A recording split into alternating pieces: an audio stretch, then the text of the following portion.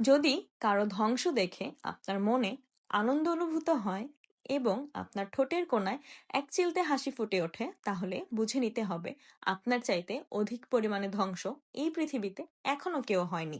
ঠিক একই রকম ভাবে যদি কারো উন্নয়ন দেখে আপনার অন্তরে জ্বালা অনুভূত হয়, তাহলেও আপনাকে বুঝে নিতে হবে আপনার চাইতে অধিক পরিমাণে ধ্বংস এখনো পর্যন্ত এই পৃথিবীতে কারো হয়নি। কেননা এই পৃথিবীতে কে কখন কি পাবে, কি উপার্জন করবে তা তার ভাগ্যে আগে থেকেই লিখিত।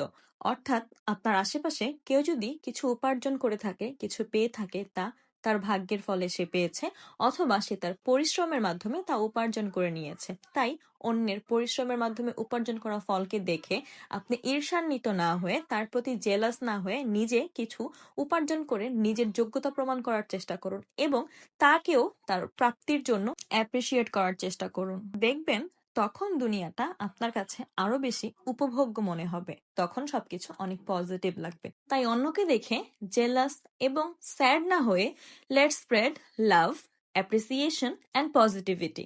Thank you.